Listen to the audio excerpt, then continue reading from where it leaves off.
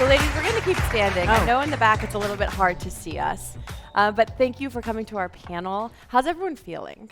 We tired? We hungry? Okay, that sounds good. So to get us started, we're going to do a little warm-up exercise. I know my friend over at Abercrombie said not to do this, but I'm going to do it.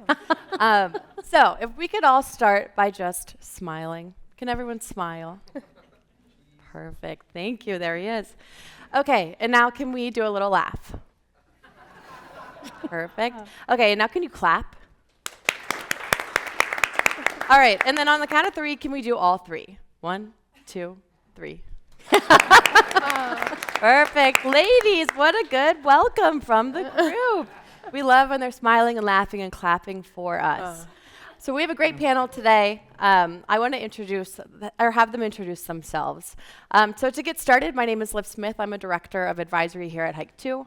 And this panel is not going to be focusing on how AI is changing tools. We've heard a lot about tools today, but we're going to talk about how it's reshaping the way that we work and reshaping humans. So we'll go down the line. Rachel Brecht, if you could introduce yourself, and then also just tell us a bit about what is your point of view on AI? What is your perspective you're bringing to this panel? Sure. Thanks, Liv. Hi, everyone. A lot of familiar faces in the audience. Rachel Brecht. I'm the Chief People Officer for the Pittsburgh Penguins, and I'm a blend of background of functional consulting, mostly in the human advisory and organizational effectiveness space, as well as growing up in the retail industry here in Pittsburgh. Native Pittsburgher, born and raised here my whole life, and grateful to be here.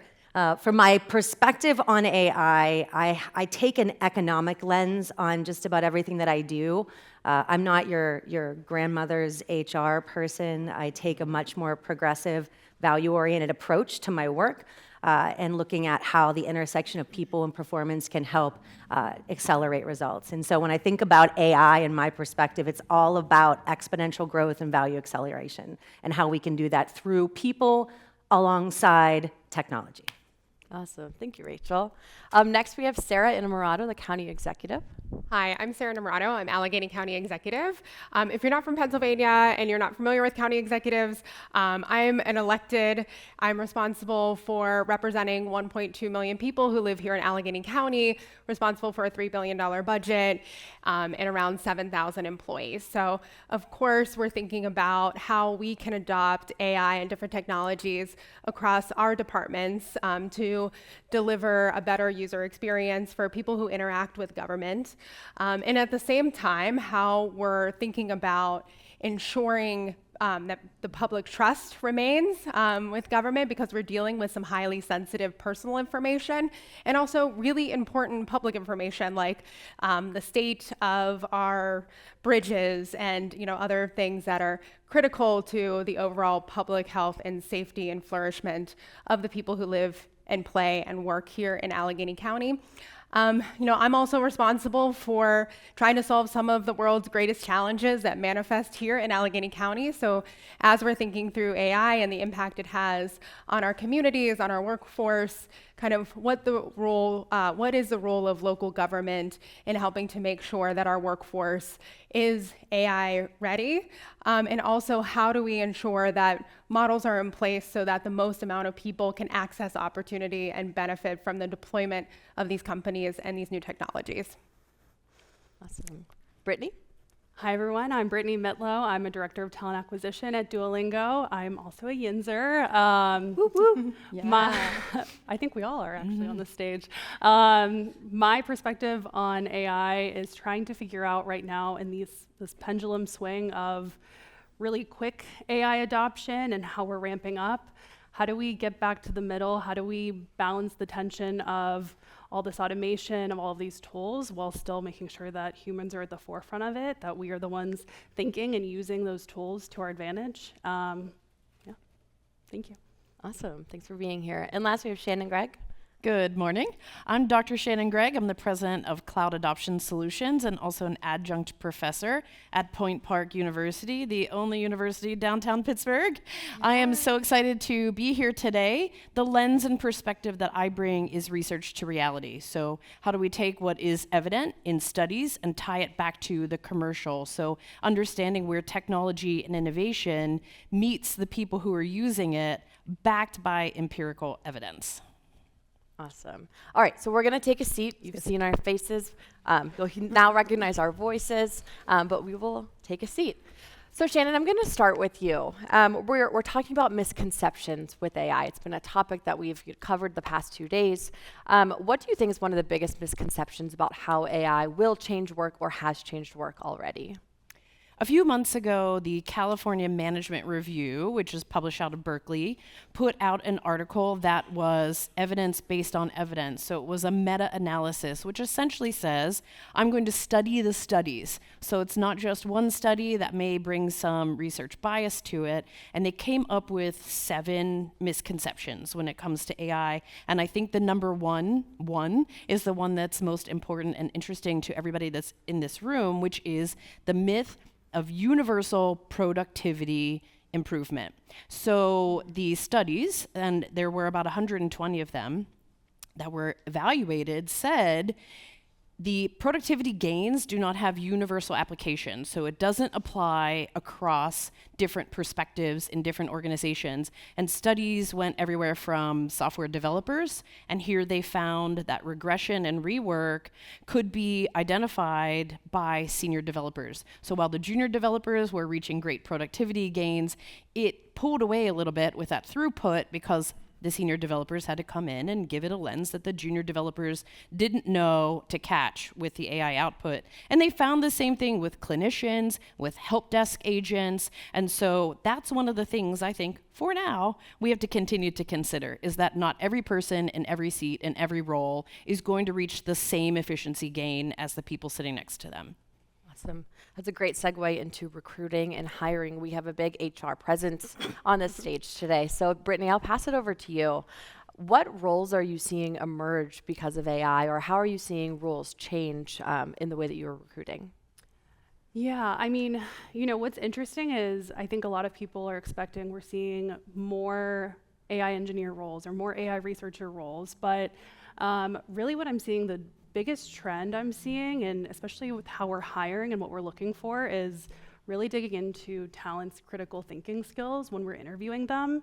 Because to your point, right, it's you might be using these tools and trying to move really quickly, but if you don't know what to look for or how to be curious or how to use these tools to sort of their best advantage to put out correct output, it's not going to work. Things are going to break. You're going to end up doing double work because you're creating something that is not nothing, but creating something that's going to need to have another lens over it. So I think the biggest change I'm seeing is we're really trying to figure out how do we even more so now find out what talent's critical thinking skill level is, and how do we also help develop that further once they're internal with us. I think back on misconceptions was that AI is going to be creating new jobs or taking over. Have you seen any trends of new roles that have been created because of it? Yeah, I mean, I think there is a misconception at how much AI is right now taking over, especially for computer science backgrounds, for software engineering roles. I think there are some companies out there that are maybe like being quite loud about, hey, we're replacing all of our entry-level talent, or we're going to figure out how to cut X% of the workforce. But what I have seen where I work and with a lot of my fellow director of TAs at other tech companies that are really focused on early talent in particular, which is where my focus is. It's being like either stagnant, what we're like that number of hires, percentage of hires, or it's even increasing a bit. I think that companies are really seeing that, yes, we have these tools, but we can be more efficient and go further instead of trying to cut back and do more with less. So that's what I have seen as far as the landscape shifting. And I think that's great to hear. A lot of us have seen this infographic that's on LinkedIn, and it shows all of the different roles that are being replaced by AI, or the percentage, and those software engineers are right at the top. I know there's a few in the audience that have probably been spooked by that a little bit. So great to hear you say that.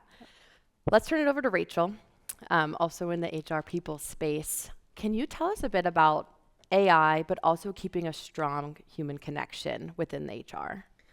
Yeah, thank you for that, Liv. So relationships are still going to be at the core of how we function within an organization. No matter if we get to a point where the not so far dystopian future that Peter describes, we'll still have humans at different variation points within the relationship. And so one of the things that I think about is how do we make sure, building on what Brittany said, it's critical thinking, but it's also design thinking. Some of those skills that we learn with design thinking are still going to continue to be very important to make sure that we're thinking about who is at the core of what we're designing for and what we're using particular agents or AI for, making sure that human is in the loop, that is involved in the cycle and the process from a governance perspective, and that, at least for now, there's humans in control. We know that, again, that's a story for another day for the technical folks. You've got the folks up here who are the practitioners versus the technicians.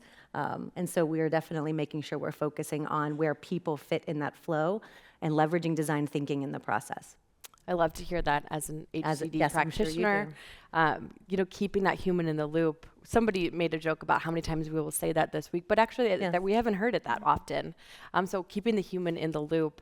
And we heard someone yesterday say how the way that we do that is to understand the current state. So Yes, absolutely. calling back to yesterday, getting the current state down, finding the pain points, that's how we're going to be doing that. And if I could add on too, just Brittany, it's a little anecdotal, but we were prepping out there talking a little bit about, from an HR recruiting perspective, the influx of candidates that we get coming in, whether they're real candidates, whether they are AI on top of candidates for applications, or whether candidates are using AI in video interviewing.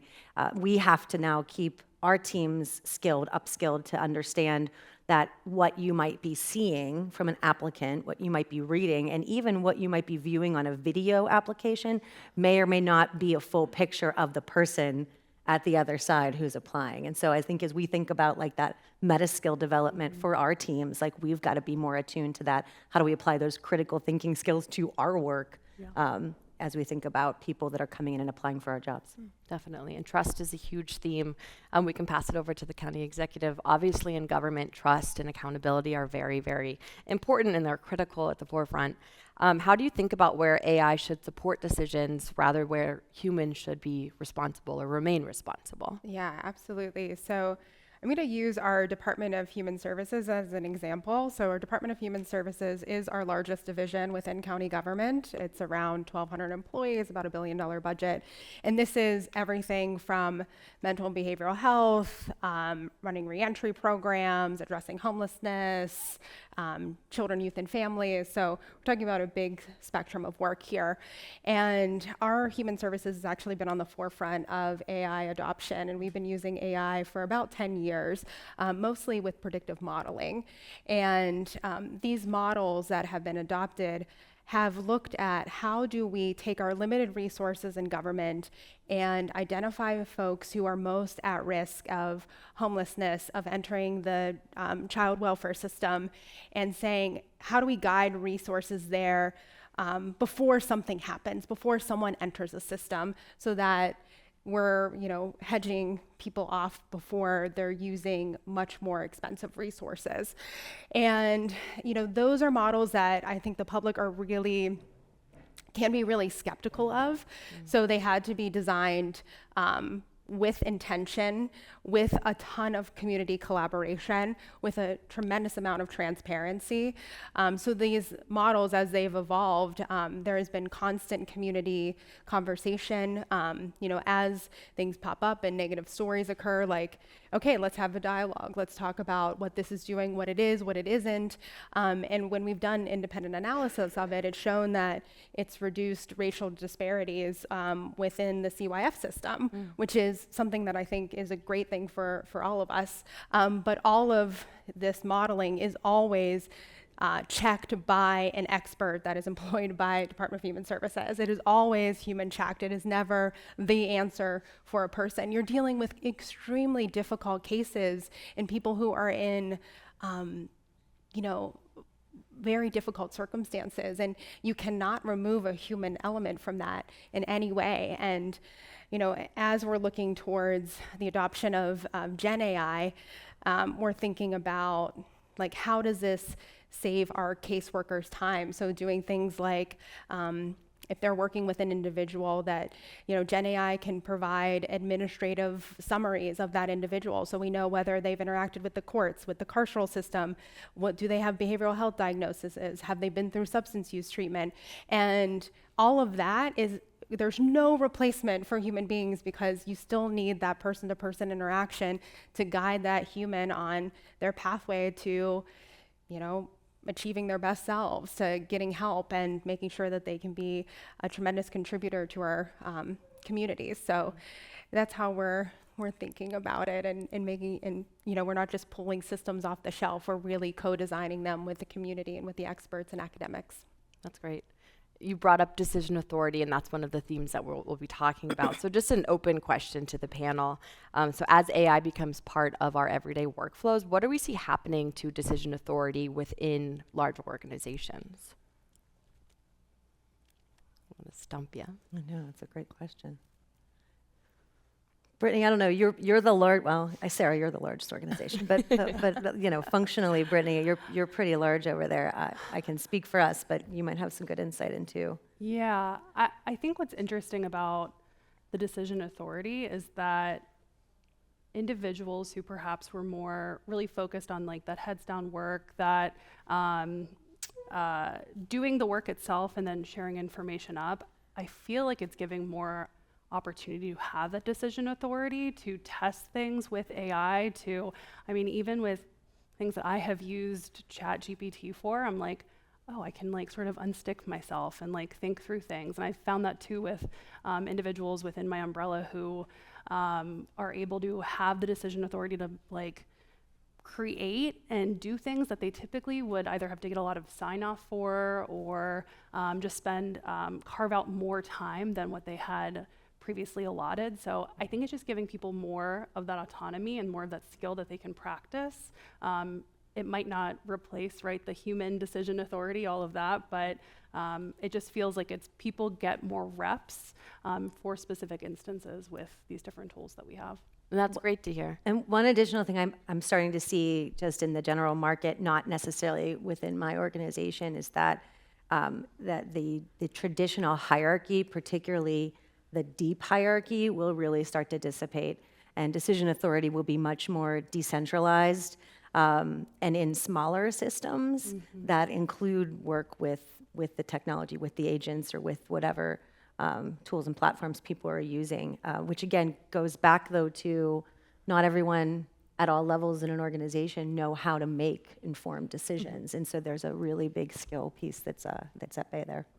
And for us, again, I can't emphasize enough that we have very sensitive data in the government systems, and they need to be protected. So, while DHS was on the forefront and been using tools like AI for 10 years, the rest of county government has not. So we really had to form an AI task force to say, here's what you can and can't use, because we can't just have government employees putting things into regular ChatGPT when it can be very sensitive data and create liabilities and weak points into our internal system. So, we had to establish a whole model, but then, identifying that, sure, we can use Copilot. And so now that's part of the adopted workflow of, some of our departments, and they can use that tool. But, we have to kind of create that that centralized decision-making power to ensure that we can protect the public's data and safety.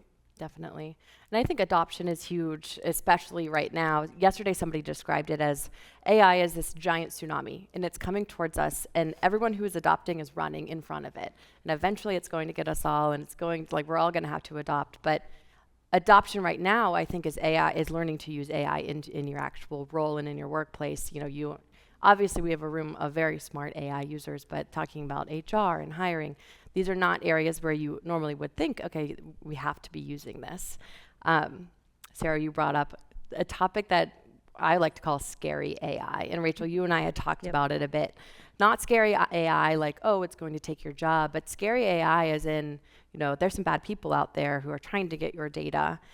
Rachel, let's talk a little bit about I lost my actual question for it. Risk, it's something with risk. Yeah, it's something with risk. How can we develop and teach the skills around risk assessment when it comes to scary AI? You know, it's again, I know it sounds so cliche to keep saying, but it's critical thinking skills. Recent research that just came out, I think, last month was they're looking at the generation that's coming up, Gen Z. Some of you might be Gen Z out there. I'm not necessarily talking to you, but that they might be the first generation with cognitive decline, unless, as Peter showed with the Gen Zs doing the vibe coding and stuff, unless we're intentional about how we make sure that we create capacity and skills to be able to build the cognitive abilities and cognitive skills that allow us to be able to function in a world with AI. And with that, then it helps us to look at what we're trying to have technology do for us, and what are the unintended consequences that we may or may not be considering, and be making a thoughtful assessment of what we're using technology for. It's not technology for technology's sake. I feel like I've been saying that for 20 years. This is not any different. Yes, it's coming, but what are we doing with it, and how are we leveraging it to help to grow our particular business? And within there too, it's not AI for AI's sake. We have to go back to what we said before, to build the skills around where are the thoughtful points in the process where people still show up. I was talking with a colleague this morning on the way in that I used to work with in my past, and we were talking about that oftentimes there are things that are built that aren't considering who's going to be using them. And I gave a really specific example, and if you'll indulge me, I had a ChatGPT subscription, and I don't right now, but I did, and my email address was from an old company that I used to work for that I don't work for anymore, and I needed to change my email address. I spent 2 full weeks arguing back and forth with the ChatGPT email agent, giving the agent the information that they needed, and they were unsuccessful to just update my email address. So I ended up having to call my credit card company and having them stop payment. But the point of that is that when we think there's risk to not knowing who your customer is, not knowing how we build the skills to help people think critically about what might be around the corner, and helping them also then design the systems so that the humans can still be in, I'll use the word control loosely, but they're in control of at least what we're building. A term that's come up a lot is generational divide. And whether it be fresh out of college, or learning to use GPT when you're as a student, or learning it when you're close to retirement. Shannon, we talked a lot about adoption when we were prepping for this. Are you seeing a generational divide when it comes to adoption? And if you are, how can we combat this? I think there's such a rushed adoption for our youngest generation who recognizes efficiency.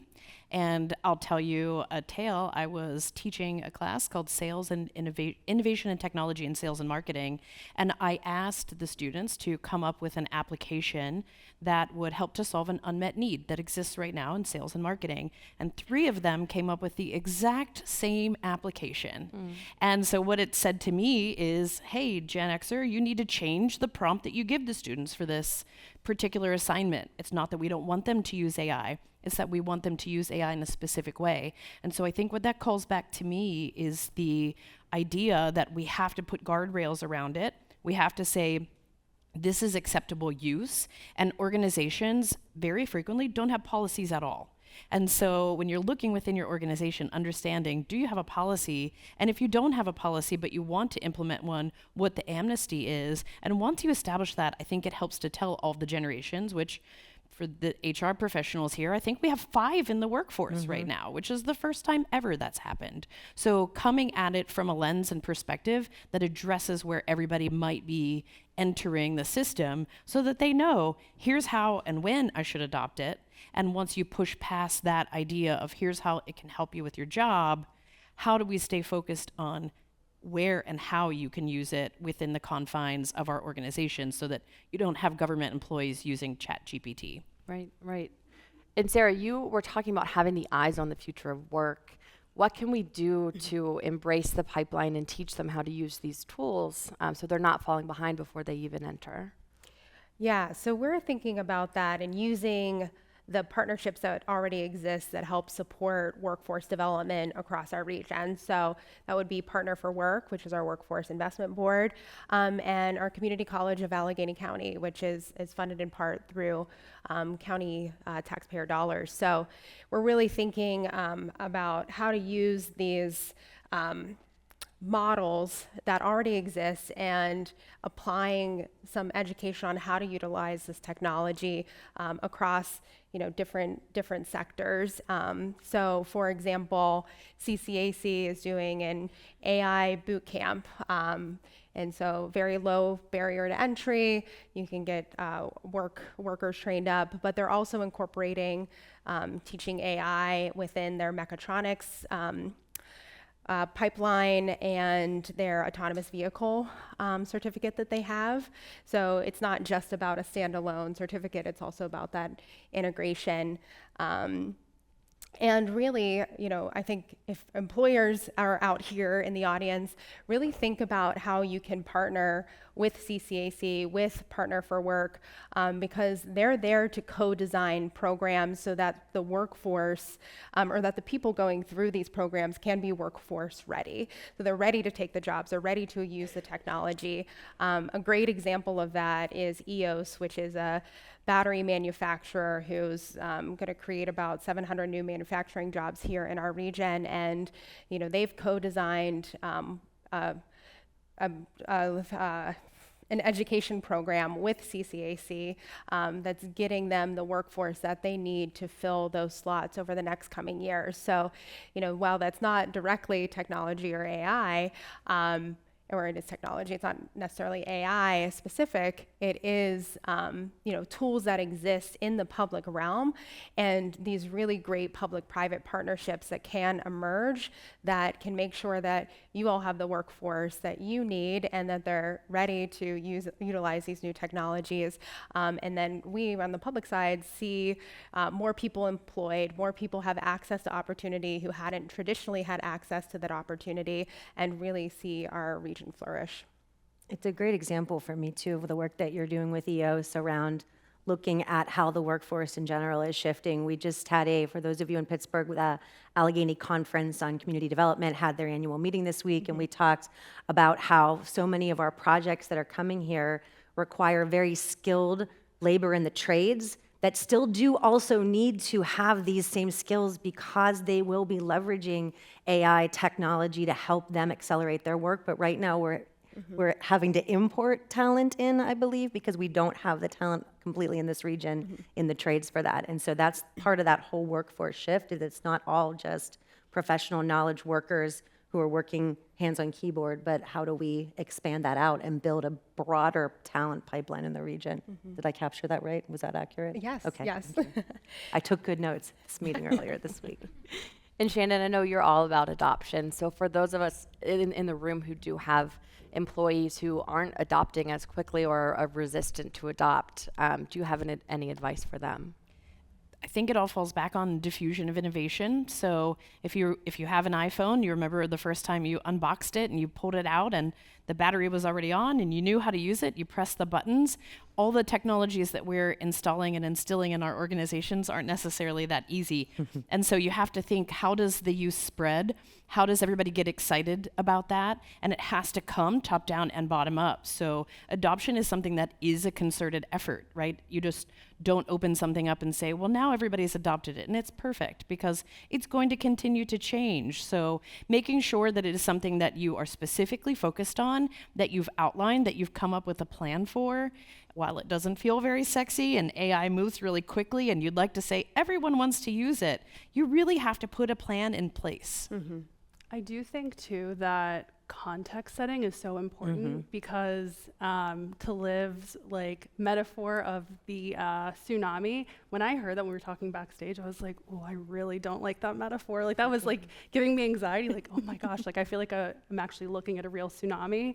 For me, how I have been thinking about it and how I've been having my team think about it, I'm a big student of history. I think about the Industrial Revolution. This is not a novel comparison, right? AI revolution and the Industrial Revolution in the late 19th century. But we look back now and we're like, wait, people were doing what in factories? They were like doing these very intricate things, and now we have machines doing it, and we also have humans who are operating the machines. Okay, and then this next iteration is going to do what with these machines in these factories, like as one very small example. But I think when I'm context setting with my team, it's, hey, lots of changes have happened over the course of human history. If we look back 150 years, look at this major change that we don't even realize is different. That's also going to happen possibly, probably quite faster than 150 years from now. But I think being able to say, like, having everyone take a step back and say, all right, things are changing. It's okay. Things are always going to change. We're humans. This is life. But I think it's like, I think having that context of, hey, this is the ride. We're all going to be along for it. Like, let's all figure it out together, instead of it feeling sort of like forced down people's throats, which I think sometimes at, especially organizations, are like, you got to move fast. AI's coming. Like, it can feel almost like people will dig their heels in more if you aren't setting the context of, hey, you're in control of this. Like, you've got this. I'll help you. We'll figure it out together.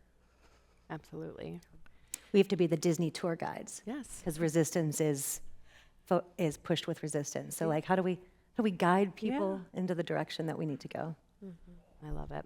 So we're coming up on our time. I want to hear from each of you one more time, just to really give your piece of advice. So what is one thing that the leaders in this room should take back to prepare their workforce for the tsunami or for AI? I know we've been doing it for 3 years, but we're at, again, such a pivotal moment where the infographics are showing up on LinkedIn. Yeah. What would your advice be for leadership? I know you asked for one, I'm going to give you two. Sorry, for it. can't help myself. But number one is, and these two ladies touched on, is treating your AI innovation pipeline with some parameters and context. Because right now, if you give an artist a blank sheet of paper, they don't know what to draw.